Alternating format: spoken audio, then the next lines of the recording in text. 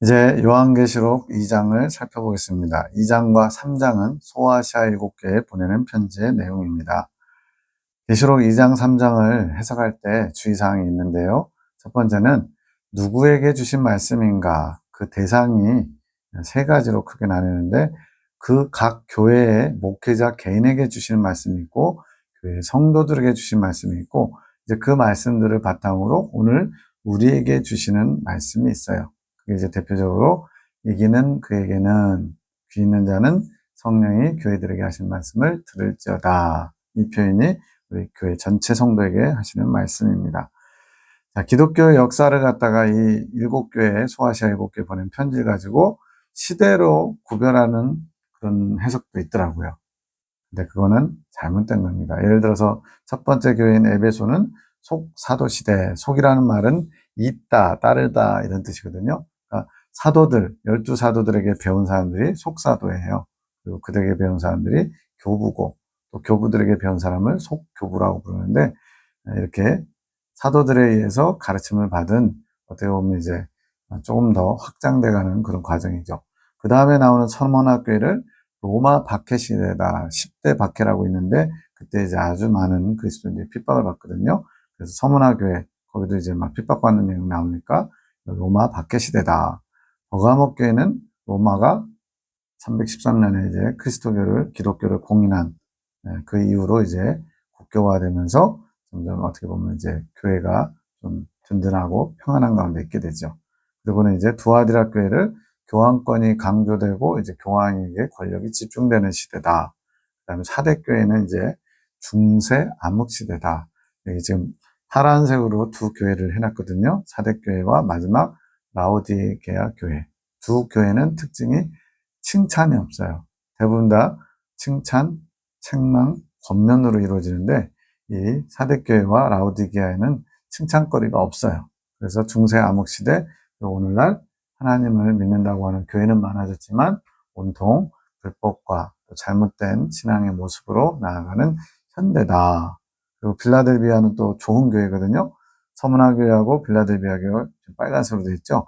여기 좋은 교회예요. 그래서 로마 박해 시대 때 기독교가 꽃을 피운 것처럼 또 종교개혁 시대에 종교개혁으로 인해서 잘못된 걸 바로잡아서 하나님 앞에 바로 선 것처럼 이렇게 시대를 종교개혁 시대라고 해석을 한 겁니다. 이러한 모든 것들은 그럴싸해요. 그렇지만 그 근거가 빈약합니다. 앞으로 되어질 교회들의 모습을 이렇게 어떻게 이렇게 짜맞추길 잘했는지 모르겠지만 어쨌든 연구를 해서 하더라도 그냥 이렇게 해보니까 진짜 기가 막히고 내가 감동받은 게 아니라 하나님께서 그렇게 말씀하신 것인지 그거를 주목해야 됩니다. 이 7교회는 실제로 소아시아에 존재했던 교회들이고요. 거기서 감독을 지냈던 사도 요한이 그 교회 형편을 잘 아는 거예요. 그래서 그들에게 편지를 보내면서 놀라운 아직 오지도 않은 대환란과 하나님의 비밀들을 보여주고 계신 겁니다.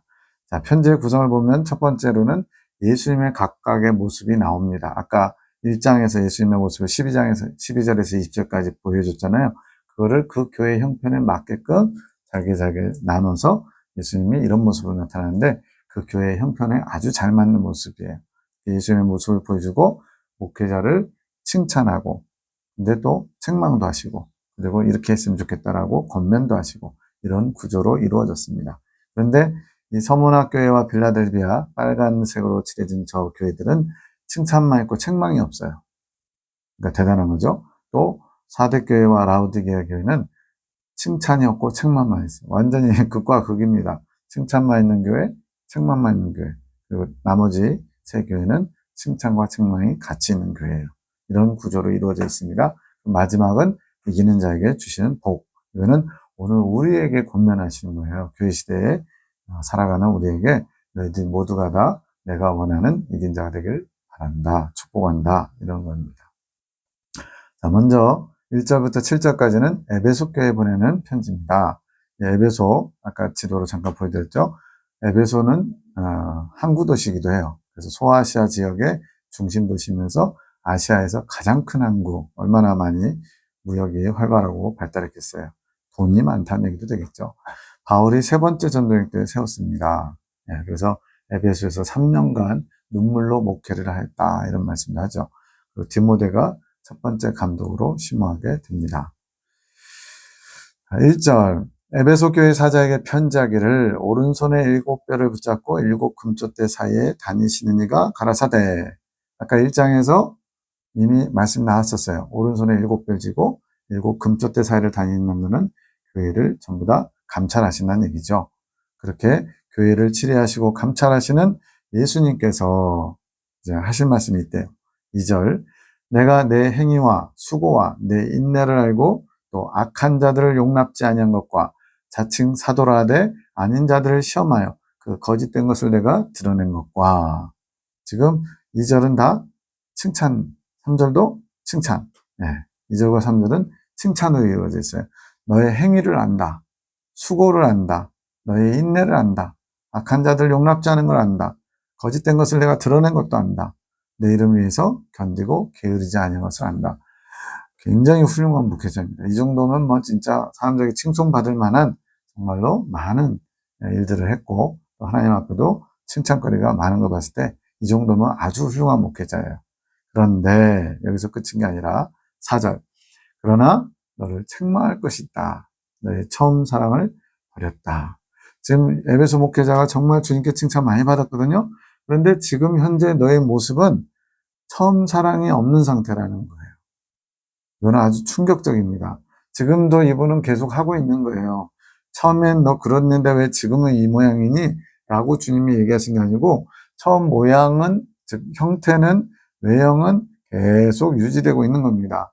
그런데 그 중심에 처음 사랑이 없는 상태에서 하고 있다는 거예요. 이거는 우리도 그럴 수 있다는 겁니다. 주님의 이름으로 또 주님의 일을 많이 감당하는 일들이 있어요. 뭐 총회에서, 노회에서, 각 교회에서, 선교단체에서, 여러 가지 또 신학교에서 많은 일들을 하면서 힘에 버거울 정도로 충성할 수도 있어요. 그런데 그런 눈에 보이는 직분과 직무를 감당하는 것, 사람들 보기에는 정말 잘하고 계십니다라고 칭송받을 만한 모습인데 그 이면에, 내면에 주님 보시기에 처음 사랑을 버린, 즉 주님을 사랑하는 마음으로 주님과 만났던 그 뜨거웠던 체험, 그것으로 인해서 신학교도 가고 목회도 하고 그랬거든요. 근데 그것을 완전히 잊어버리고 타성에 젖어서 목회를 하고 있다는 거예요. 이거는 굉장히 중요합니다. 우리가 주님의 일을 겉으로 많이 한다고 해도 그 안에 주님을 사랑하는 마음이 없이 한다면 그것은 주님의 일이 아닐 수 있다는 거예요. 일은 돌아갑니다. 교회도 잘 되고 있고요. 하고 있는 일들이 다 많은 열매들을 맺어요. 근데 주님이 원하시는 열매는 우리 안에 주님을 사랑하는 마음, 또 우리 안에 주님을 섬기는, 경외하는 그것을 더 중요하고 귀하게 보신다는 거예요. 그래서 주님이 그것을 일깨워 주시려고 지금 책망하시는 거예요. 정말로 순수했던, 열렬했던, 적극적이었던 그 첫사랑을 네가 잊어버리고 지금은 로봇처럼 그냥 형식적으로 타성에 젖어서 열심히 뭔가를 하고 있구나. 나는 그것을 원치 않는다. 이게 비단 에베소 목회자만 그럴까요? 오늘 우리의 모습에도 이런 모습 분명히 있을 겁니다. 잘 돌아보시고 잘 점검하시기 바랍니다. 5절 그러므로 이제 처방전을 내립니다. 처방전. 병원에 가면 처방전을 주잖아요. 당신은 무슨 병이니까 이 약을 써야 됩니다. 이런 수술을 해야 됩니다. 말씀해 주는 것처럼 처방전을 이제 가르쳐 주는 거예요. 어디서 떨어진 것을 생각하고 어디서 떨어졌다. 뭐가 떨어졌어요? 처음 사랑을 잃어버린 거. 마치 이렇게 주머니에 있던 걸 떨어뜨린 것처럼 처음 사랑이 어디서부터 없어졌는지를 생각하고 이러려면 자기를 성찰해야 되겠죠. 자기를 들여다봐야 됩니다. 회개하여. 회개는 뉘우치고 고치는 거예요. 즉 그 첫사랑을 잃어버린 것을 주님 앞에 고백하면서 용서를 구하면서 처음 행위. 이건 뭐예요? 처음 사랑을 가지고 했던 행위. 여기서는 행위 자체가 중요한 게 아니고요. 처음 사랑을 품고 있는 그것을 주님이 귀하게 보시는 거예요. 그래서 처음 행위, 네가 첫사랑을 가지고 했던 그 모습을 회복해라. 주님께서 원하시는 거예요. 만약 그러지 않으면, 회개치 않으면 내가 내게 임하여 내 촛대를 그 자리에서 옮기리라. 촛대를 옮긴다는 표현을 교회 목회자들이 많이 쓰는데요. 교회 자리를 옮긴다는 얘기일까요? 그건 아니죠. 하나님께 버림받는 걸 의미해요. 하나님의 은혜가 끊어진다는 걸 의미해요. 교회는 여전히 유지되고 존속될 수 있어요. 그런데 주님 보시기에는 껍데기만 있는, 알맹이는 없는, 강에 나가서 다슬기 잡다 보면요, 이만한 거 큰 거 집어가지고 기분 좋았어요. 집에 와서 보니까 이미 속이 아무것도 없는 껍데기인 경우가 있어요. 그처럼 모양은 그럴싸하고 모양은 하나님의 교회인데 정작 내용물이 없는 그런 껍데기만 남은 것만 있을 수도 있어요. 어떨 때 그럴까요? 교회에 사람들도 많이 모여요. 헌금도 많이 들어오고 선교도 많이 해요. 그런데 정작 하나님의 은혜가 아닌 그냥 말 그대로 사교 모임처럼, 세상 모임처럼 그렇게 교회가 돌아가고 있을 수도 있다는 거예요. 왜? 하나님의 은혜가 끊어져서 하나님께는 버림받은 것처럼. 뭘 하면 그런다고요? 첫사랑을 회복하지 않고 계속 이대로 가면 굉장히 위험한 경고입니다. 여기서 더 진도 나가면 오히려 네 영혼이 망하는 수가 있어. 정신 차려. 이 얘기입니다. 첫사랑 회복은 어디서부터요? 자기를 돌아보는 데서부터. 그리고 회개만이 정답이에요. 빨간색으로 회개라고 해놨죠? 왜 그러냐면 이 두 교회 빼놓고 나머지 5교회는 다 책망이 있어요. 그 책망에 처방전에 공통적으로 들어가는 약방의 감초 같은 것이 바로 회개예요. 즉 회개 없이는 돌이킬 수 없고 변화될 수 없다는 얘기입니다. 그럼 여기서 말하는 회개는 뉘우치는 거, 우리는 뉘우치죠. 하나님 잘못했습니다. 용서해 주십시오. 많이 해요. 그런데 진정한 회개는 회개에 합당한 열매를 맺는 게 진정한 회개예요. 그래서 한자도 보면 뉘우칠 회자, 고칠 개자. 근데 대부분 다 뉘우치는 데까지 하고 고치지는 않는 게 문제입니다. 말로만 하나님 앞에 용서를 구하고 뉘우치지만 고치지는 않는 거. 이거는 진정한 회개가 아닌 거예요. 지금 에베소 목회자도 자기를 성찰해서 뭐가 잘못된지를 깨닫고 주님 앞에 용서를 구하고 그리고는 고쳐야죠. 어떻게 고치는 걸까요? 첫사랑을 다시 회복해서 주님을 사랑하는 마음으로 이 많은 일들을 다시 감당해야죠. 그러면 천국에서 상급도 많이 받을 겁니다. 그런데 지금 이 상태로 계속 가다가는 촛대를 자리에서 옮기는 것처럼 하나님의 은혜를 더 이상 공급하지 않음으로써 모양만, 껍데기만 남은 교회 목회자가 될 수도 있다는 거예요. 그래서 오늘 우리에게 주시는 권면이기도 합니다. 6절 오직 내게 이것이 있으니 내가 니골라당의 행위를 미워하는도다. 나도 이것을 미워하노라. 그러면서 살짝 칭찬해 주시는데 너가 니골라당을 미워하는구나. 나도 그것을 좋아해. 그것을 미워해. 니골라당의 행위를 미워하는 거예요. 그러나 너의 그런 태도는 내가 좋아해. 칭찬하시는 겁니다. 니골라당은 뭐냐? 사도행전 6장에서 말씀과 기도에 전무하는 사도들의 그 일을 위해서 7명의 안수 집사를 뽑죠. 믿음과 성령이 충만한 사람들이 칭송받는 사람들. 근데 이 7 집사에 안디옥 사람 니골라가 들어갑니다. 처음에는 믿음과 성령이 충만했던 사람이라고 나와요.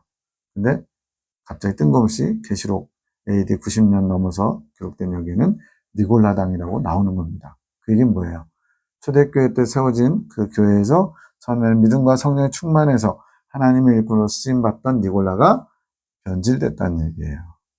그래서 영지주의의 태동, 영지주의의 시작점이 이 니골라로 봅니다. 이 영지주의는 교회 안에도 많이 있고요. 또 이단들에게는 아주 그 깊은 뿌리와 같은 사상이에요. 어떤 거냐면 지금은 복음 시대다. 이전에 율법을 지켜야 했지만 지금 복음 시대이므로 율법은 더 이상 필요 없다. 율법은 필요 없을까요? 이거 바꿔 말하면 우리 기독교인들에게 구약은 필요 없다. 뭐 이런 거랑 비슷한 거예요. 그럼 구약을 왜 성경이라고 채택을 해요? 그냥 신약 성경만 가지고 있지. 율법은 필요 없다는 얘기는 율법에 있는 것들 안 지켜도 된다. 물론 이제 유대인들처럼 절기를 지키고 할례를 받고 이걸 말하는 건 아닙니다. 하나님의 계명을 지키는 것, 하나님 말씀을 지키는 거 말하는 거예요. 근데 이제 더 이상 하나님 말씀 지키려고 애 안 써도 된다는 거예요. 은혜의 시대고 복음 시대니까. 두 번째로는 육은 악하고 영만 선하다. 이원론을 가지고 있어요. 육은 악이에요, 그냥. 그러다 보니까 예수님이 선하시고 거룩하신 분인데 어디 더러운 악에, 육에 들어올 수가 있느냐.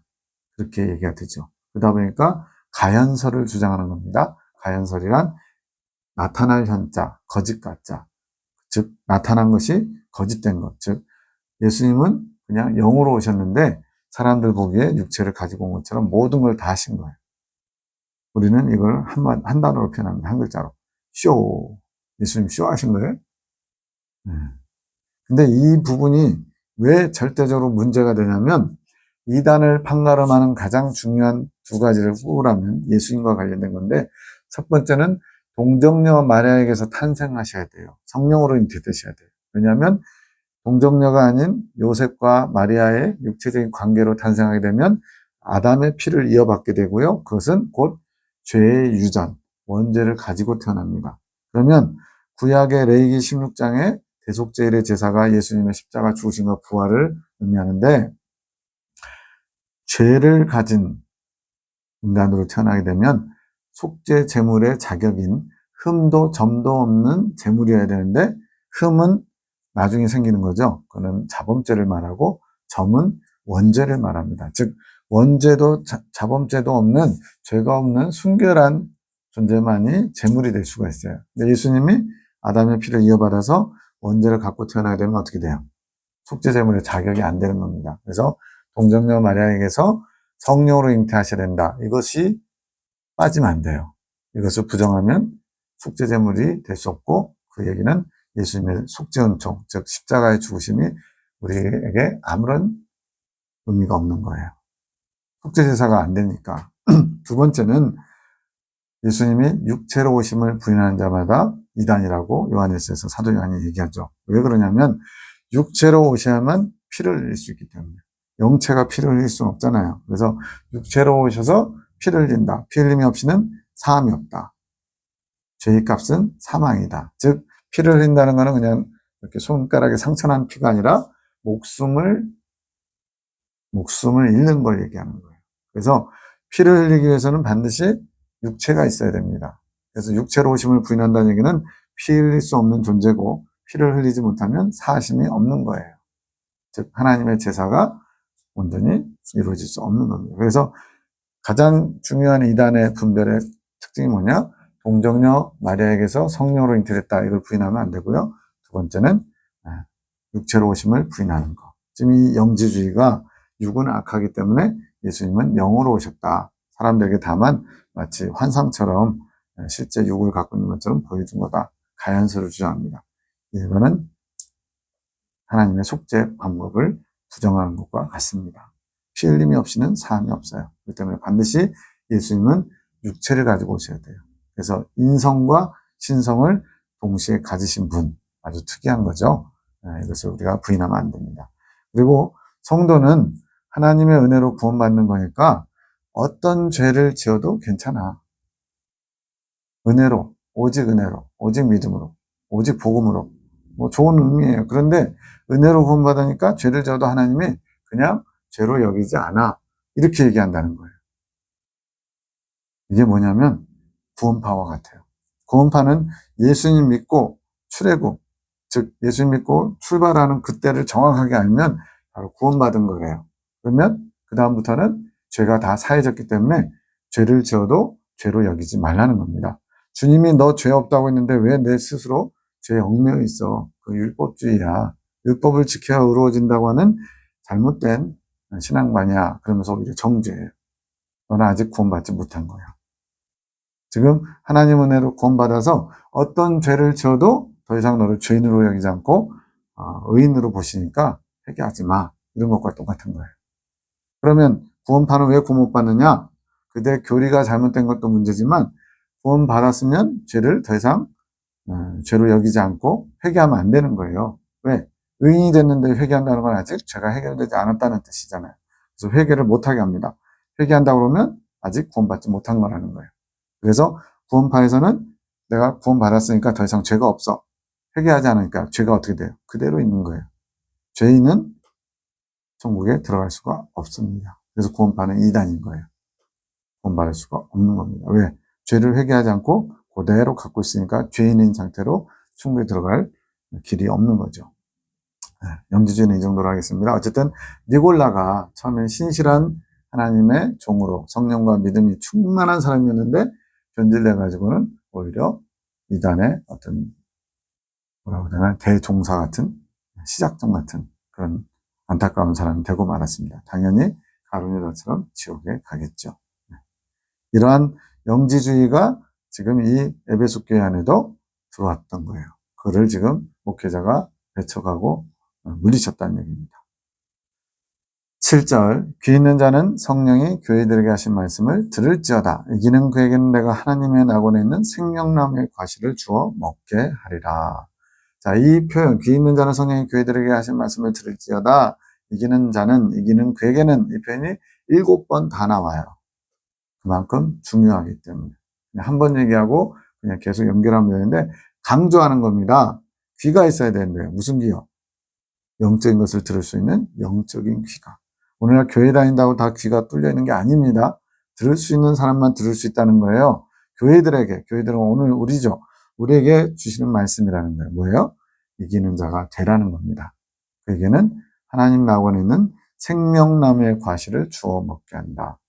이 부분만 가지고도 7시간 넘게 해야 돼요. 이긴 자에 대해서. 그래서 교회 시대의 이긴 자라는 과목이 있는데 이것은 밝은빛 TV에 검색해서 가시면 거기에 자세히 두 번째 기본진리 입문 다음에 두 번째 과목에 자세히 설명합니다. 저도 나중에 하겠지만 여기서는 지금 시간 관계상 그냥 생명나무의 과실 이게 뭔지만 설명하고 넘어가려고 합니다.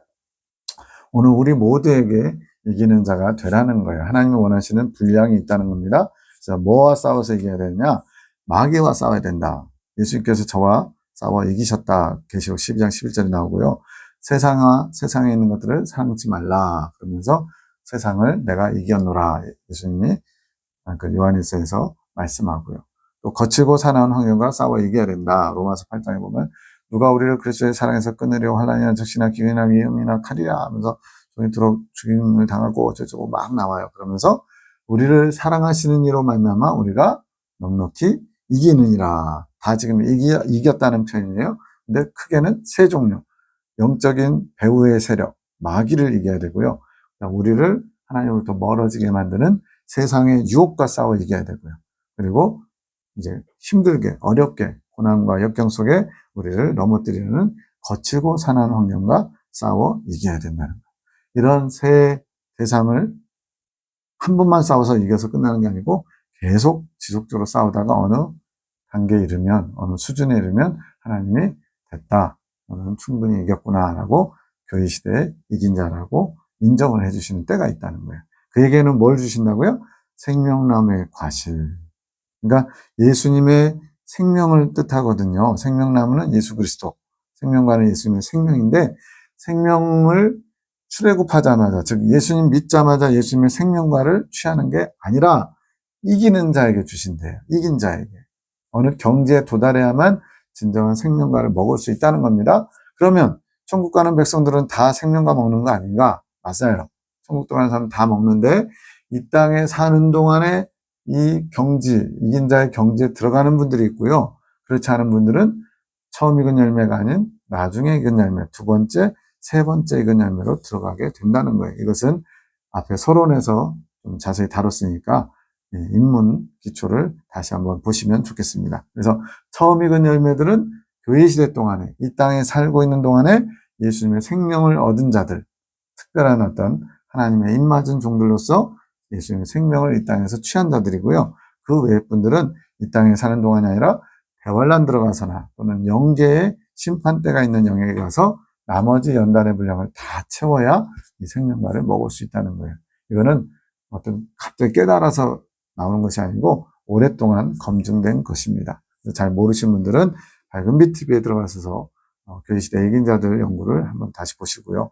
또 좀 이해가 안 되더라도 끝까지 따라오다 보면 이제 좀 정리가 될 겁니다. 자, 예수님 믿자마자 생명과를 먹는 게 아니에요. 연단 받으면서 하나님이 인정하시는 연단의 분량을 다 채워서 다 마쳤을 때 생명과를 먹게 됩니다. 자, 에베소 교회에 보내는 편지의 총정리를 하겠습니다. 주님이 어떤 모습으로 나타나셨느냐? 7별을 손에 쥐시고 7금초대 사이를 다니신다. 7교회 목회자와 교회를 친히 다스리시는 주님의 모습으로.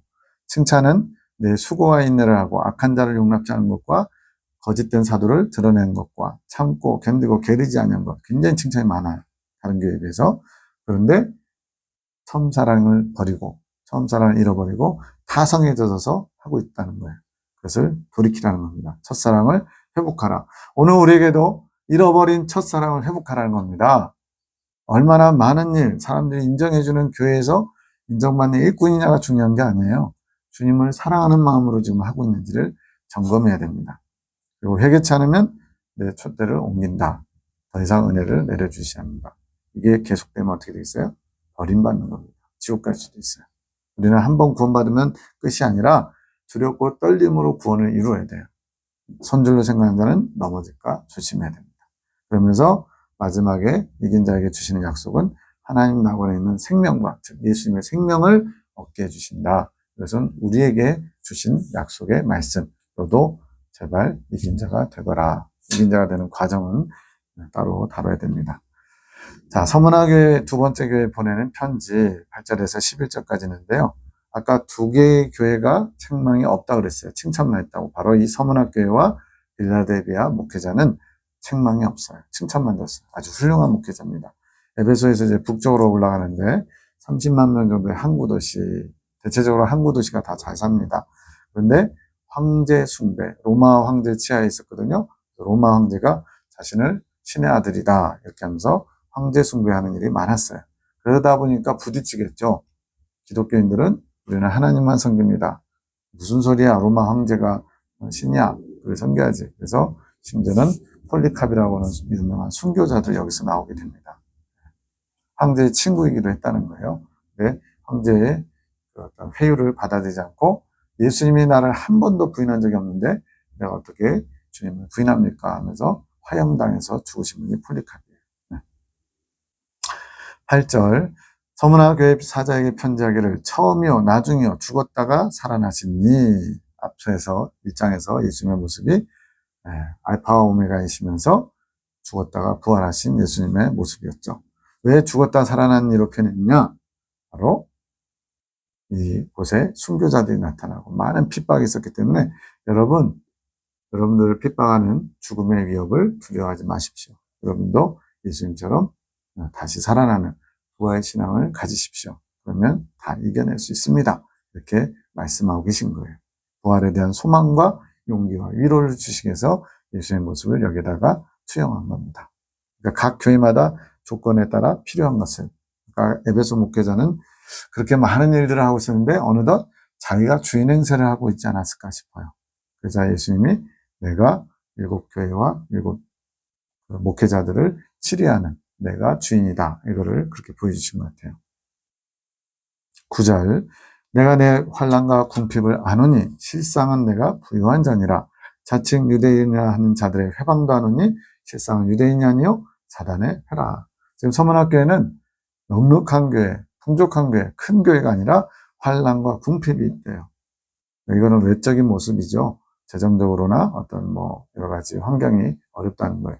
그런데 주님 관점에서는 앞에 내 환난과 궁핍은 사람들 보기에 그렇다는 거예요. 근데 주님 관점에서는 실상은 부유한 자. 이게 좋은 겁니다. 사람 보기에는 뭔가 찌질이 같고 궁핍하고 별 볼이 없는데 하나님 보시기에는 부유한 자, 인자, 넉넉한 자, 괜찮은 사람, 쓸만한 사람. 가난하고 핍박이 많은 교회였지만 주님 보시기에는 굉장히 부유한 곳, 아주 영적으로 나눠줄 것이 많은 곳으로 보인 거예요. 자칭 유대인이라는 자들의 회방도 하노니 실상은 유대인이 아니요 사단의 회다. 자칭 유대인. 여기서 성경에서 자칭이라는 표현이 몇 번 나오는데 계시록에도 자칭은 뭐든지 안 좋아요. 왜? 자기가 스스로 유대인이다. 즉 하나님의 선택받은 민족이다. 이렇게 생각하는 게 자칭 유대인이거든요. 근데 실상은 하나님의 관점에서 유대인이 아니라 오히려 사단의 모임, 사단의 무리라는 거예요. 이 얼마나 무서운 일이에요. 자기는 하나님 백성이라고 스스로 자부하고 있는데 하나님은 너는 사단의 종자야. 이렇게 말씀하십니다. 우리는 실체를 봐야 됩니다. 중심. 과연 저 사람이 보기에 듣기에 좋은 말을 하는데 그 속에도 정말 그 중심도 동일한지. 이걸 볼 수 있는 눈이 우리에게 없어요. 그래서 성령님의 조명하심을 통해 분별력을 가져야만 합니다. 하나님의 평가에 오름을 받아야지 사람의 평가가 아무리 좋아도 소용없어요. 오늘 제가 유튜브를 보면서 분명히 좋은 말을 많이 합니다. 그런데 정말로 아닌 것들을 좀 봐요. 분별력이 필요한 시대예요. 10절 내가 장차 받을 고난을 두려워 말라. 볼지어다 마귀가 장차 너희 가운데서 몇 사람을 오게 던져 시험을 받게 하리니 너희가 10일 동안 환난을 받으리라. 내가 죽도록 충성하라. 그래야면 내가 생명의 멸류관을 내게 주리라. 장차 받을 고난, 아이고 지금도 막 가난하고 핍박이 있고 힘든데 또 뭔가 또 온대요. 얘기 듣는 순간 숨이 덜컥 막힌다. 그건 아직 내가 준비되지 않은 거예요. 주님께서 주시는 거는 다 좋은 걸로 받아야 돼요. 특히나 고난과 핍박은 억울하게 애매하게 당하는 고난이 아니라 목적이 있는 고난입니다. 너희가 여러 가지 시험을 만나가도 온전히 기쁘게 여기라. 이는 너희 시련이 온전하게 만든다는 거예요. 고난을 받을 거라고 주님이 알려주신 거는 두려워하라고 주신 걸까요? 지금 두려워 말라고 말씀하셨네요. 대비하라는 거예요. 그러면서 몇 사람이 감옥에 갇힌대요. 근데 그것이 10일 동안. 성경 계시록에 나오는 숫자들은 실제 수로 다 받으시면 돼요. 조금도 예외가 없습니다. 10일을 갖다가 뭐 상징수로 받아가지고 실제로 뭐 얼마나 이런 거 필요 없어요. 10일 동안 옥에 갇힌 일이 그것도 몇 사람이 종교적인 이유로 핍박받아서 갇힌대요. 그런데 죽도록 충성한다. 즉 목숨 걸고 충성하면 생명의 멸류관을 준다. 이렇게 약속하셨어요. 그래서 여기서 우리가 알 수 있는 것은 나중에 멸류관이 뭔지를 알게 되는데 멸류관은 승리했다는 상징이에요. 즉 이긴 자라는 상징이에요. 근데 여기는 지금 죽도록 충성하면 생명의 멸류관을 주겠다 그랬으니까 받은 거예요? 아직 못 받은 거예요? 아직은 못 받았다는 겁니다. 그러나 거의 이제 생명의 멸류관을 받는 단계까지 거의 다 성장하신 분이에요. 준 이긴 자라고 얘기할 수도 있겠죠. 예비 이긴 자. 대신 죽도록 충성해야 돼요. 목숨 걸고. 감옥에 갇혀도 순교의 위협이 있어도 참고 견뎌야 된다는 거예요. 이것을 다시 한번 정리하면 고난이 다가올 거야. 근데 두려워하지 마. 왜? 하나님이 함께 하시고 하나님 모든 것을 주관하셔. 근데 그 고난의 배후에 마귀들이 있는 거야. 그러므로 하나님만 바라보고 죽음을 각오하고 충성하면 생명의 멸류관을 주겠다 약속하시는 거예요. 우리는 소망 때문에 이 길을 갈 수 있는 겁니다. 이 땅에서 잘 먹고 잘 사는 거를 추구하는 사람들은 천국에 대한 소망이 없겠죠. 그러니까 이 땅의 것이 흔들리면, 예를 들어 돈에다가 내 어떤 마음을 다 쏟았는데 부도가 나버리면 어떻게 돼요? 절망하겠죠. 건강을 유지하려고 엄청 운동하고 했는데 건강이 이렇게 돼요. 암 사기 갑자기. 모든 걸 다 포기해야 되죠. 이런 식으로 땅에다 소망 둔 사람과 이 땅에 소망 두지 않고 하나님께 소망 둔 사람. 하나님은 우리를 결코 실망시키지 않으시겠죠. 배신하시지도 않겠죠. 우리가 이걸 믿어야 됩니다. 생명의 멸류관을 주시겠다 약속하셨어요. 우리 또한 아까도 말씀드린 것처럼 이긴 자가 되라고 주님이 권면하시고 생명의 멸류관을 주시겠다고 약속하셨으니까 그걸 바라보고 나아가는 겁니다. 당시에 7교회 목회자들 중에 생명의 멸류관을 받으신 분이 있어요. 아직 나오지 않은 6번째 교회 빌라델비아 목회자에게 3장 11절에 나옵니다. 아무나 내 멸류관을 빼앗지 못하게 하라. 이미 받았어요. 그래서 이 멸류관을 빼앗지 못하게, 실제로 누가 빼앗을 수 있다는 게 아니고 그만큼 네가 받은 생명의 멸류관을 귀히 여기는 것처럼 더 주님 앞에 철저하고 신실하게 살리라는 말씀이죠. 이 빌라델비아 목회자는 생명의 멸류관을 이미 받은 거예요. 근데 아직 서문학교의 목회자는 곧 받을 수 있는 분이 되지만 아직은 못 받았어요. 그래서 준 이긴 자라고 얘기할 수 있습니다. 이긴 자에게 약속하신 하나님의 생명이, 아까 생명나무의 과실을 주워 먹게 한다. 생명과 있죠. 생명과와 생명의 멸류관은 똑같은 건 아니지만 초점은 좀 다르지만 같은 선상에 있는 거예요. 즉 예수님의 생명을 소유한 자. 멸류관은 이겼다라는 의미라고 했잖아요. 이긴 자가 예수님의 생명을 이 땅에서 소유하게 되는 겁니다. 그러면은 대다수의 많은 그리스도인들은 뭐냐? 이 극소수의 이긴 자들만 생명과를 먹은 거냐? 대다수의 사람들은 이 땅에서 받기 위해서 애를 쓰다가 못 받으면 대환란 통과하면서, 또는 대환란에서 안 되면 영계의 심판대가 있는 영역에서라도 나머지 하나를 다 받아야만 예수님의 생명을 취하고 그것이 바로 영생을 하는 겁니다. 예수님의 생명이 영생이거든요. 11절 귀 있는 자는 성령이 교회들에게 하신 말씀을 들을지어다. 이기는 자는 둘째 사망의 해를 받지 아니하리라. 또 나왔어요. 귀 있는 자, 이기는 자. 계속 반복해요. 둘째 사망의 해. 둘째 사망이 뭔지를 알아야 되죠. 둘째 사망은 곧 불못이다 라고 계시록 20장 14절에 나옵니다. 성경 가지고 확인하셔도 좋아요. 둘째 사망이 뭐라고요? 불못. 첫째 사망은 뭘까요? 육체적인 사망. 둘째 사망은요, 영혼의 사망. 영혼의 사망은 영혼 불멸이에요. 영혼이 없어지지 않아요. 근데 영혼이 죽는다는 것은 지옥을 간다는 얘기입니다. 불못은 무적행이다. 9장 1절에 나오고요. 20장 1절에도 나옵니다. 그리고 그것이 지옥이에요. 끝이 없는, 바닥이 없는 구멍이에요. 지옥은 그렇게 묘사가 돼요. 그만큼 깊고 너무나 하나님과는 거리가 먼 그곳이 지옥입니다. 거기서부터 올라오는 해가 있어요. 저는 잘 모를 때는 둘째 사망의 해를 받는 게 뭔지 몰랐어요. 근데 알고 보니까 지옥에로부터 올라오는 해롭힘, 해가 뭔지를 알아야 이 말씀이 이해가 되는 거예요. 뭐냐면 대환란 첫 번째부터 일곱째 나팔까지 부러지는데 첫째부터 네 번째 나팔은 대환란의 배경을 만드는 기근 3분의 1이 침을 받습니다. 땅, 바다, 하늘, 강, 하늘 전체가 다. 그리고는 다섯째 나팔에서 지옥에 있는 악령들이 하나님의 섭리 가운데 다 풀려나요. 지옥의 열쇠로 지옥문을 열고 모든 악령들이 풀려납니다. 그러면서 5달 동안 사람들의 배후에서 사람들을 괴롭히라고 돼 있어요. 이 다섯째 나팔이 부러질 때 지옥으로부터 올라오는 악령들의 괴롭힘을 여기서는 둘째 사망의 해, 즉 지옥으로부터 올라온 해라고 표현하고 있습니다. 그러면 다섯째 나팔 재앙, 즉 5달 황충 재앙을 면제받는다, 받지 않는다 그랬잖아요. 면제받는다는 건 무슨 의미냐?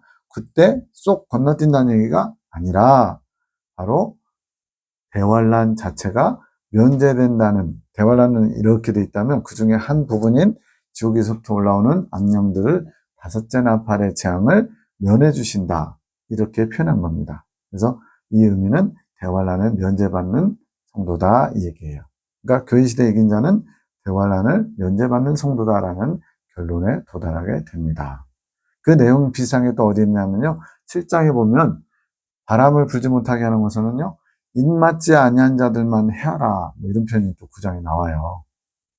입맞은 종들이 14만 4천 명인데 7장에서 9장에서 그 지옥에서 올라왔던 악령들에게 뭐라고 그러냐면 하나님의 인을 맞지 아니한 사람들만 해하라 그래요.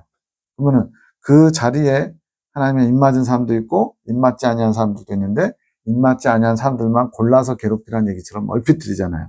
그게 아니라 입맞은 사람들은 이 땅에 이미 없어요. 언제?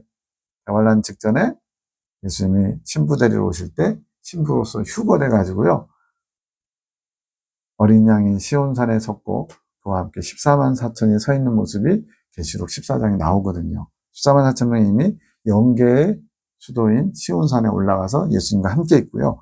이 땅에선 대환란이 진행되는 것이 14장의 내용이에요. 그래서 이 대환란을 면제받는다는 의미를 갖고 있는 게 바로 다섯째 나팔 때 황충재앙, 지옥으로부터 올라오는 악령들의 해를 받지 않는다. 이것이 교회 시대 이긴 자들에게 주신 복이에요. 그래서 교회 시대 이긴 자들은 대환란을 면제받은 사람들이구나, 이걸 알 수가 있습니다.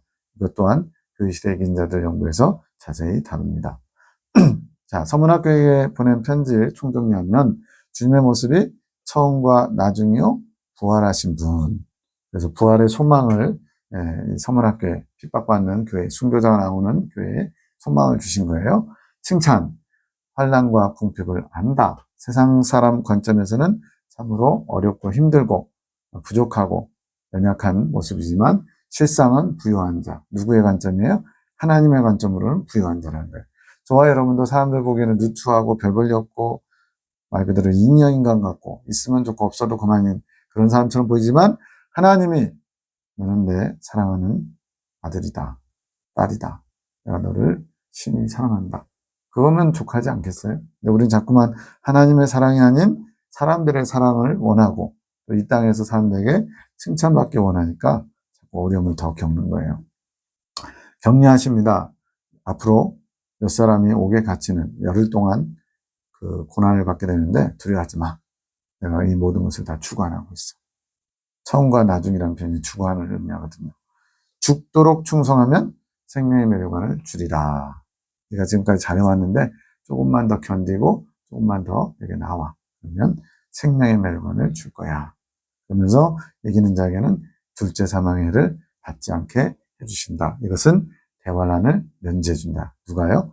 교회시대에 이긴 자가 된 사람들에게. 오늘 저와 여러분에게 권면할 겁니다.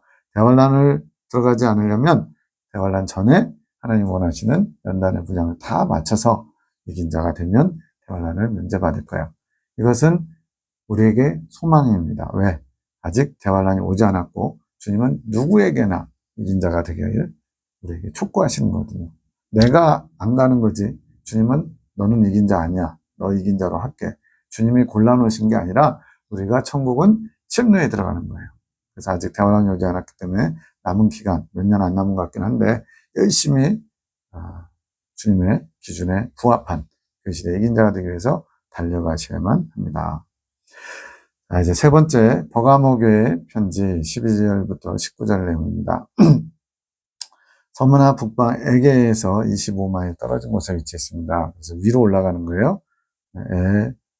에에서 버 그리고 도서관과 양피지로 유명합니다.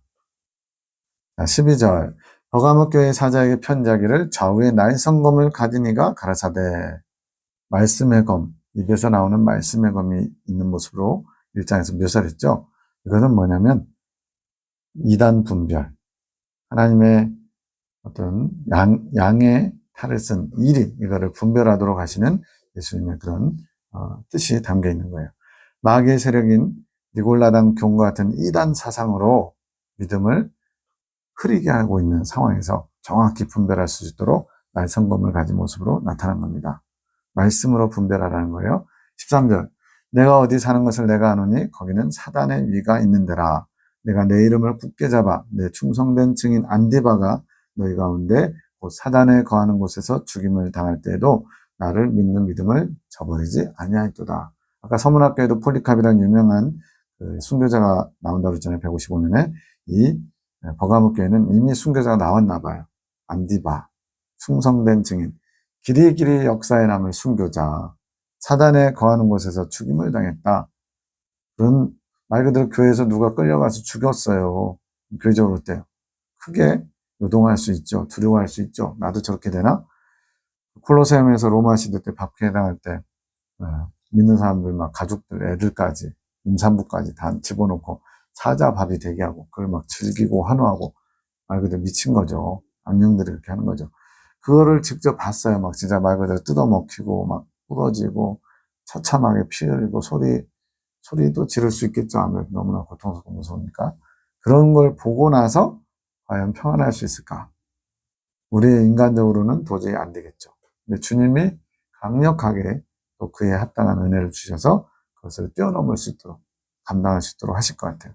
여기서도 안디바가 순교당하는 죽임을 당하는 큰 일을 당했지만 나를 믿는 믿음을 저버리지 않았다. 칭찬입니다. 칭찬. 여러 제우스 신전이나 에스클라피우스 신전 등 많은 이방신들이 이 버가모 교회 지역에 있었던 거예요. 이런 우상숭배 중심지에서 한 성도가 죽임을 당함에도 믿음을 굳게 지켰다. 칭찬하신 겁니다. 그런데 칭찬 한마디였어요. 굳게 믿음 지킨 건 좋은데 14절에 두어 가지 책망할 것이 있다. 내게 발람의 교훈을 지키는 자들이 있다. 발람이 누군지 알아야 되죠? 바로 그 민수기에 모아방 발락이 이스라엘 백성들이 자기네 땅으로 막 오니까 겁나가지고 유명한 선지자를 초청합니다. 돈을 많이 줘가지고. 발람 선지자예요. 그래가지고 높은 곳에 올라가서 이스라엘 백성들을 보면서 저주해라고. 세 번이나 저주를 하는 게 아니라 오히려 축복합니다. 그리고는 에이 가 해가지고 발락이 발람을 보내는 장면이 끝나요. 나중에 보니까 여기 보니까 뭐라고 되냐면 발람이 발락을 가르쳐줘서 이스라엘 앞에 올무를 놓아서 우상의 짐을 먹게 했다. 이게 바로 모압 음녀들의 음행, 즉 지금 광야에서 말 그대로 어떻게 보면 좀 피폐하다 할까요? 좀 이렇게 어려운 상황 가운데서 왔잖아요. 그런 가운데 앞에다가 제단을 크게 차려놓고 술과 푸짐한 음식들과 또 신전을 섬기는 여사제들을 여기서는 음녀들이라고 표현합니다. 그런 음녀들 풀어놓고는 지나가는 모든 이스라엘 백성들, 남자들이 성욕에 굶주리고 막 푸짐한 음식과 술에 굶주려 있어요. 그들을 우상의 제물을 먹고 행음하게 만들었어요. 그 사건을 지금 언급하는 겁니다. 즉 그들의 육적인 욕망을 채워줄 수 있는 조건을 만들어 놓고 거기에 미혹당해서 넘어가도록, 그로 말미암아 이스라엘 백성들이 연병이 돌아가지고 엄청나게 많은 사람이 죽어요. 하나님의 진노를 직접 받게끔 발람이 지혜를 발락에게 가르쳐 준 겁니다. 그 얘기예요. 지금 이 버가목 교회 안에도 발람처럼 거짓 선지자가 있어가지고 하나님의 뜻을 왜곡해서 우상 숭배하게 하는 일이 있다는 얘기입니다. 이단의 특징이 뭐냐? 타락한 교주가 있고요. 그를 떠받드는 거짓 선지자가 있어요. 교주는 이렇게 뒷짐지고 딱 힘주고 있으면 옆에서 이분이 저 그리스도십니다. 메시아십니다. 이렇게 소개하는 것처럼. 이게 나중에 7머리 10뿔 2뿔 짐승, 이게 발락과 발람의 모형을 가지고 고스란히 대환란 때 일어날 일입니다. 아합과 이세벨이 있었고요. 이제롯과 돌아가셨죠. 이분 만민중앙교회. 참 불쌍합니다. 병 고치는 은사 나타나고 수만 명이 따랐는데 돈을 밝히고 여자를 밝히다가 감옥 생활을 1년 했나요? 몇 년 했나요? 그러다가 금세 그냥 돌아가셨어요. 그리고는 이제 대언자 쌍둥이 자매가 이제 그 뒤를 이어서 지금 또 몇천 명들 다 착취하고 있어요. 아주 예쁘장하게 생겼어요. 근데 이재록 목사를 신처럼 떠받들다가 지금 자기네들이 해먹고 있어요. 또 정명석이라는 사람 감옥에 있죠. 정조은이라는 사람이 또 아주 여자분이 앞장서가지고 정명석을 신격화해가지고 지금 그 사람도 이제 감옥 갔을걸요. 다 보면은 짝이 있어요. 짝이. 앞에서 딱 뒷짐지고 교주 노릇하는 사람이 있고, 그를 이렇게 높여주면서 거짓 선지자 노릇하는 사람이 있고, 지금 이 버가목 교회에도 그런 발람의 교훈을 가르친 사람이 있다고 말씀합니다. 15절, 이와 같이 내게도 니골라당의 교훈을 지키는 자들이 있도다. 지금 이런 이단 사상들의 그 어떻게 보면 뿌리 같은 존재가 니골라당이에요. 니골라에서 다 비롯된 거예요. 그러므로 회개하라. 그리하지 않으면 내가 네게 속히 임하여 내 입의 검으로 그들과 싸우리라. 지금 네 안에 지금 불순물이 틈탔고 점점 영역을 넓혀가고 있어. 정신 차려. 회개해야 돼. 그렇지 않으면 내가 친히 말씀의 검으로 너희 그들과 싸우겠다. 회개만이 답입니다. 회개만이 답입니다. 뭐든지 다 자기를 성찰하면서 주님 앞에 잘못된 거, 어긋난 거를 살피고 고쳐나가야 돼요. 내 입의 검으로 그들과 싸우리라. 17절, 귀 있는 자는 성령이 그들에게 하신 말씀을 들을지어다. 이기는 그에게는 내가 감추었던 만나를 주고 또 흰 돌을 줄 터인데 그 돌 위에 새 이름을 기록한 것이 있나니 받는 자밖에는 그 이름을 알 사람이 없다. 또 나오죠. 귀 있는 자, 이기는 그에게 세 가지를 준대요. 감췄던 만나, 두 가지죠. 감췄던 만나, 흰 돌. 근데 그 흰 돌에 새 이름이 기록되어 있대요. 자, 여기서 감추인 만나는 뭐냐? 그 이스라엘 법궤 안에 세 가지 물건을 담습니다.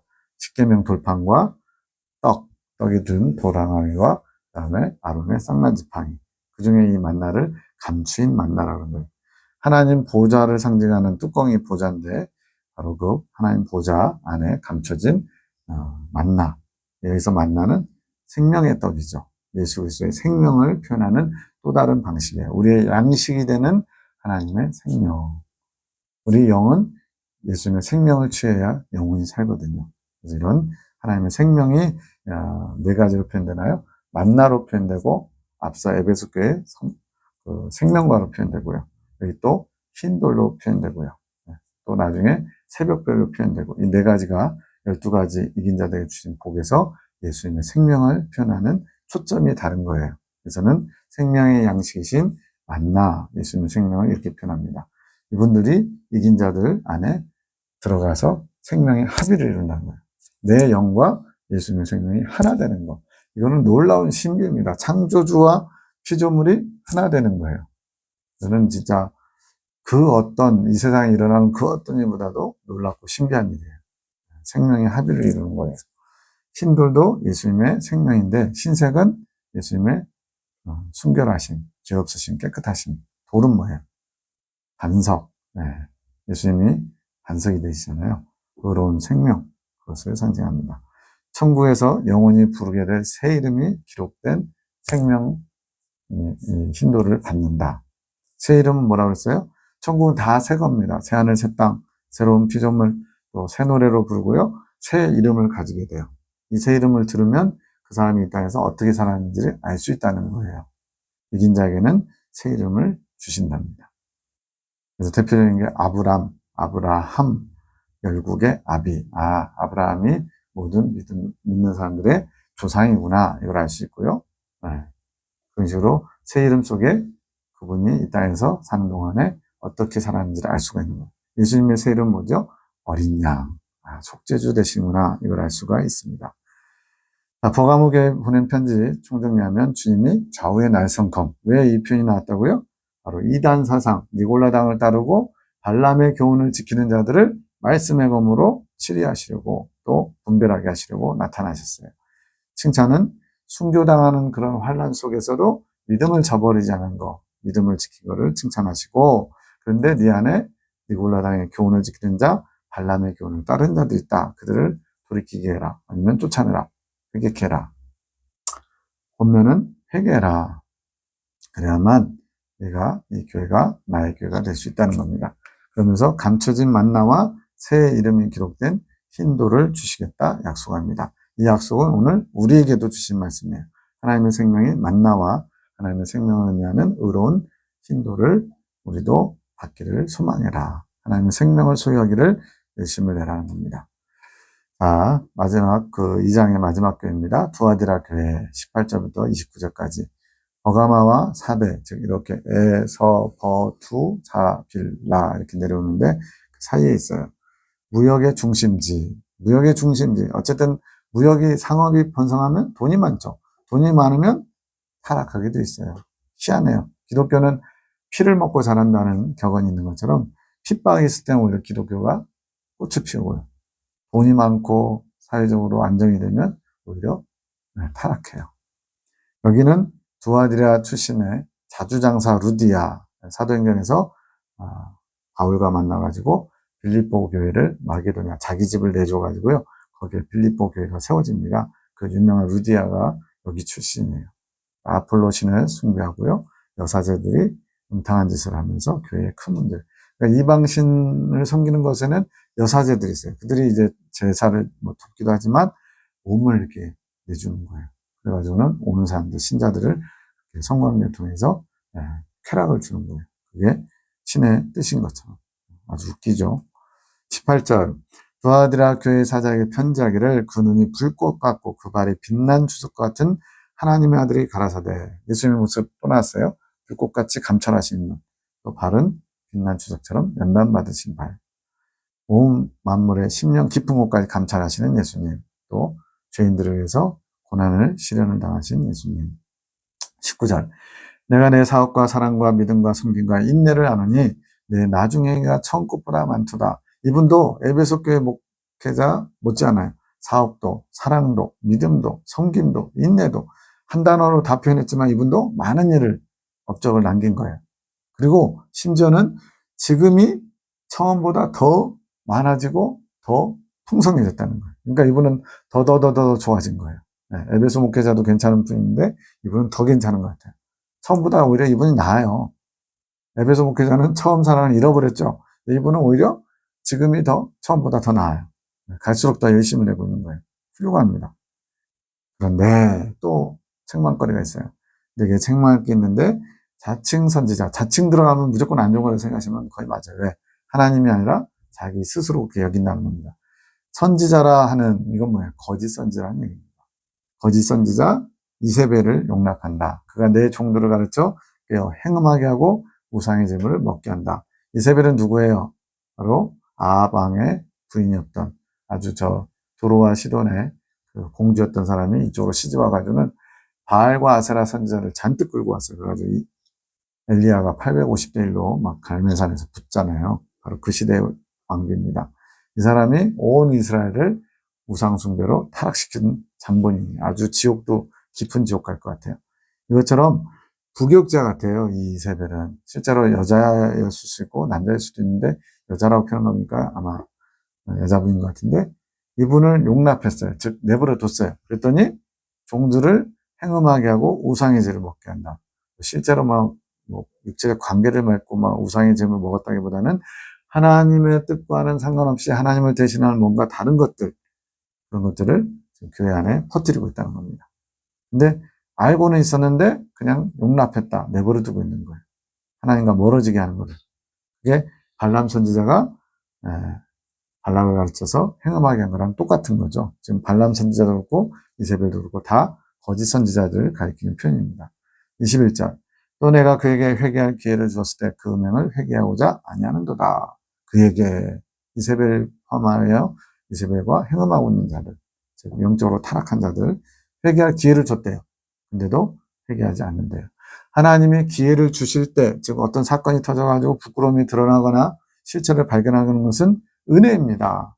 근데 그거를 은혜로 받지 않고 변명하고 부인하고 실제로 지금 그런 일들이 많아요. 교회도 목회자들이 타락하거나 잘못했을 때 인정하면 오히려 더 겸손히 인정하고 부끄러움을 시인하면서 자중하면서 돌이키면 더 큰 부흥을 이룰 수 있는데 변명하기 급급해요. 체면 때문에, 사람들의 시선 때문에. 그러다가 오히려 더 깊은 나라로 빠지는 겁니다. 음녀가 되기 전에 회개할 기회도 주셨지만 하나님의 은혜, 하나님의 사인에 민감하게 반응하지 못한 거예요. 예, 이게 시골이나 이렇게 산속에 가면 안테나를 세워야만 통하잖아요. 이런 영적인 안테나를 세워야만 하나님의 사인을 받을 수가 있는 거예요. 근데 이거를 쭉 내려놓고 난 그거 없어도 괜찮아 라고 스스로 만족할 때 하나님의 메시지를 잘 받지 못하는 겁니다. 회개할 기회를 줬어도 그냥 그거를 가볍게 여기고 무시하고 그러다가 더 병들어가고 타성이 젖게 되는 거죠. 22절. 볼자다 내가 그를 침상에 던질 터이요 또 그로 더불어 간음하는 자들도 만일 그의 행위를 회개치 아니하면 큰 환난 가운데 던지고, 그래서 침상은 뭐 편히 쉬는 침상이 아니고 음행의 장소로 쓰이고 있어요. 그러니까 내버려 둔다는 얘기입니다. 말 그대로. 네. 주님과 함께하는 침상은 주님이 신랑 되시고 우리는 신부 되고 이런 어떤 주님과 사랑을 나누는 장소라면 주님이 아닌 다른 무엇이 그 자리를 차지하면 그것이 곧 음행의 장소입니다. 왜? 주님과 하나 돼야 될 하나님 백성이 주님이 아닌 다른 것을 즐기고 있는 것이기 때문에. 그래서 여기는 음행의 장소예요. 침상에 던진다는 것은. 그로 더불어 간음하는 자들도 그 행위를 회개치 않으면 큰 환난 가운데 던지고. 자, 여기 22절에 이해할 수 없는 난해 구절이 나왔어요. 그런 음행의 행위, 우상을 섬기는 것을 회개치 않으면 큰 환난 가운데 던진대요. 지금 이 음녀 이세벨과 그와 함께하는 음행자들이 언제 살고 있어요? AD 90년 전후에. 근데 아직 오지도 않은 큰 환난에 던진다. 이건 무슨 의미일까? 바로 대환난과 같은 그런 심판의 시간 또는 그 장소가 어딘가에 있다는 거예요. 그게 뭐냐? 그들은 이미 죽어서 영계에 갔죠. 영계 천국도 지옥도 아닌 대환난과 같은 장소, 즉 심판대가 있는 영역을 가르쳐주는 아주 중요한 표현입니다. 우리 개신교에서는 천국과 지옥 남기고 나머지 연단받는 옥 이런 건 다 제거해버렸어요. 왜? 면죄부 때문에. 이 연옥 때문에 면죄부 교리가 탄생했으니까 아예 연옥을 빼버리자. 그래서 지금은 심판대 얘기, 심판대는 분명히 성경에 나오잖아요. 근데 그 심판대가 있는 영역, 심판대가 있는 중간 영역을 빼버린 바람에 천국과 지옥밖에 없어요. 그러면 이 세 번째 큰 환난 가운데 던진다 이 표현을 이해할 수가 없는 겁니다. 이 큰 환난은 뭐예요? 대환난인데 대환난은 아직 오지도 않았는데 이런 대환난과 같은 목적을 가진 그런 장소가 영계에 있다는 얘기예요. 대환난의 목적이 뭐냐? 바로 인문에서 다 다뤘습니다. 익은 열매를 추수하신다. 즉 선으로 익은 열매, 악으로 익은 열매, 천국과 지옥으로 가는 사람들 다 익어야 된다는 거예요. 이 땅에서 예수님 믿자마자 믿음의 싹이 나자마자 죽은 사람 어떡하냐? 그 사람을 다 익히는 장소가 필요해요. 이미 죽었어요. 예수 믿고. 그러면 그 장소가 바로 영계에 있는 심판대가 있는 영역이 바로 대환난과 같이 익히는 장소가 있다는 겁니다. 여기서도 마찬가지. 이 음행에 빠진 사람들, 악으로 읽는 걸 얘기할 수도 있고요. 또는 회개하고 돌이킬 수 있도록 기회를 줘서 거기서 그나마 선으로 익어서 천국 가게 하는 부분일 수도 있어요. 근데 어쨌든 이 땅이 아닌 영계의 심판대가 있는 영역에서 대환란과 같이 선으로든 악으로든 읽는 장소가 있다는 걸 알 수가 있습니다. 이 부분은 작은 및 TV 기본 진리 세 번째 과목 영계론에서 자세히 다룹니다. 이거는 거기를 참고해 주시기 바랍니다. 대환란과 같은 심판과 연단의 시간에 들어가게 하신다는 거예요. 이거는 개신교는 천국과 지옥밖에 없기 때문에 해석할 수가 없어요. 여기만 나오는 게 아닙니다. 나중에 빌라델비아 목회자에게 보낸 편지에도 분명히 이와 비슷한 표현이 또 있어요. 그래서 분명히 하나님의 뜻이 있는 겁니다. 23절 또 내가 사망으로 그의 자녀를 죽이리니 모든 교회가 나는 사람의 뜻과 마음을 살피는 자인 줄 알지라 내가 너희 각 사람의 행위대로 갚아주리라. 그래서 이세벨의 자녀인데 실제 자녀라고 보시면 무난할 것 같아요. 뭐 영적인 자녀가 될 수도 있지만 실제로 죽는 일이 일어나는 겁니다. 그리고 사람의 뜻과 마음을 살핀다. 아까도 말씀드렸죠. 심령을 감찰하시는 불꽃 같은 눈. 우리는 사람을 속일 수 있어도 하나님은 속일 수 없어요. 그래서 우리는 늘 하나님의 시선을 의식하며 살아야 됩니다. 그거를 코람데오라고 그래요. 코람데오. 하나님 앞에서.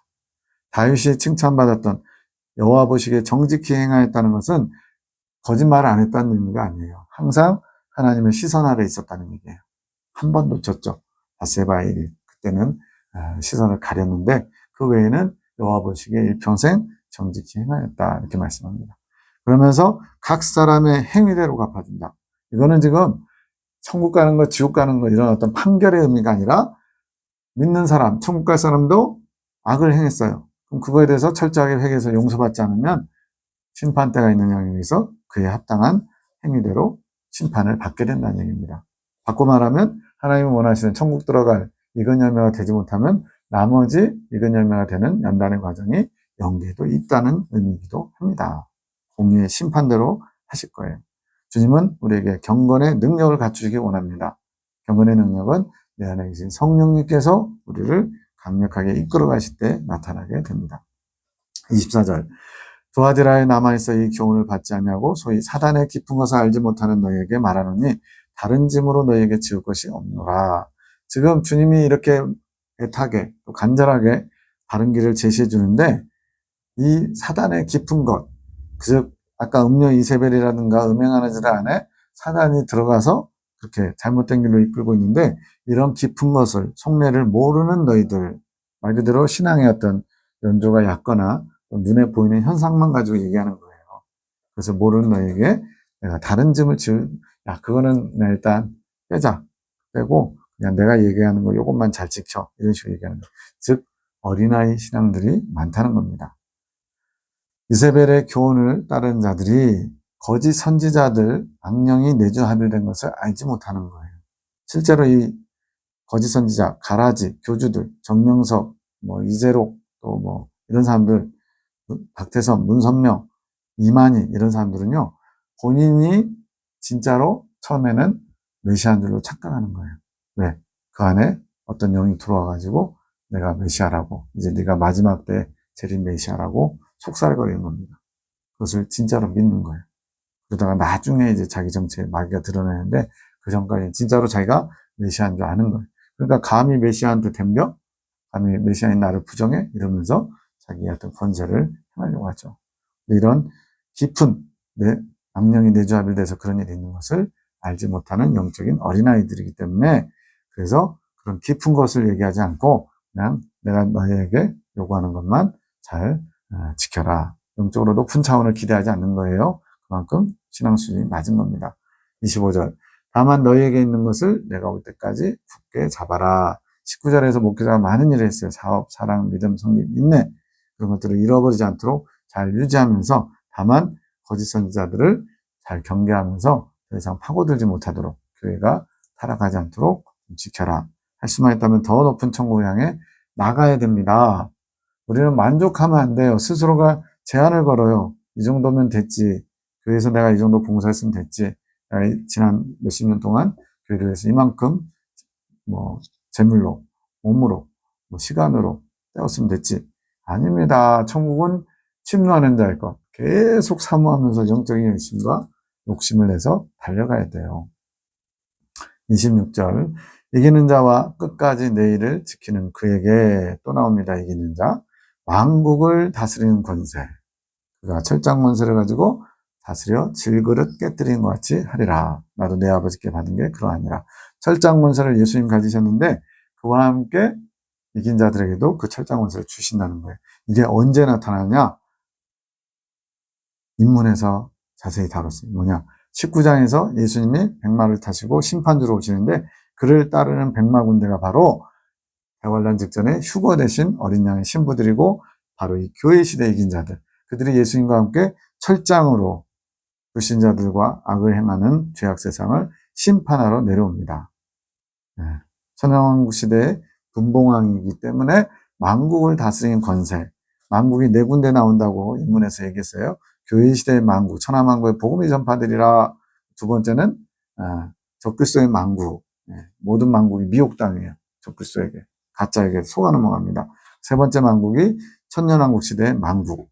이때 분봉왕들이 예수님의 권세를 일부 나눠받아서 왕의 통치를 하게 됩니다. 그러면서 철장 권세를 휘두르는데 이건 막 기분 나쁘다고 막 부시는 것처럼 하는 게 아니고 강력한 하나님의 권세를 의미하는 거예요. 막 지 기분대로 행하는 그런 권세가 아니고 그래서 강력한 공의와 사랑의 하나님의 권세를 일부 양도받아서 대신 치료하는 겁니다.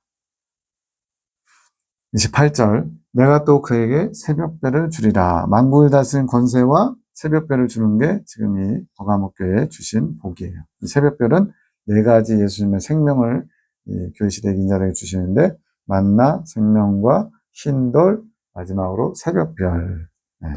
새벽별은 예수님의 생명을 상징합니다. 어둠을 밝히는, 제일 깜깜한 어둠을 몰아내고 빛을 환하게 비추는 그 광명한 새벽별이 바로 예수님이고 예수님의 생명을 가리키는 거예요. 오늘 우리도 그러한 빛이 되라는 겁니다. 교회 시대 이긴 자들은 이 땅에 사는 동안에 예수님의 생명을 받은 자들, 그래서 별처럼 빛나는 자들이라는 의미를 갖고 있습니다. 도와드라 그에 보낸 편지 총정리합니다. 주님이 눈이 불꽃 같고 발이 빛난 주석 같은 모습으로 나타났어요. 왜 이렇게 했어요? 바로 이단 사상을 가지는 음녀 이세벨과 추종하는 무리들을 감찰하시기 때문에 이런 거예요. 사업과 사랑과 믿음과 성령과 인내를 주님이 아신대요. 우리는 주님만 아시면 됩니다. 말로만 고백하지 마시고 우리가 모든 하는 것을 하나님 보시게끔. 마태복음에서 뭐라고 표현해요? 사람에게 보이려고 하지 말고 너희 의를 하나님께만 보이려고 해라 그럽니다. 주님이 다 아신대요. 그리고 점점 더 오히려 더 나아지고 있구나. 책망은 자칭 선지자 이세벨을 용납하고 행음하게 하는 것을 내버려 두고 있구나. 너에게 내가 올 때까지 지금까지 하고 있는 걸 잘 지키고 그리고 할 수만 있으면 매연한 자들을 잘 치리해라. 그래야만 교회가 썩지 않는다. 그러면서 만국을 다스리는 철장 권세. 언제요? 천년왕국, 메시아왕국 때 그런 분봉왕의 권세와 예수님의 생명을 주시겠다고 약속합니다. 여기까지 이 장을 살폈습니다. 감사합니다.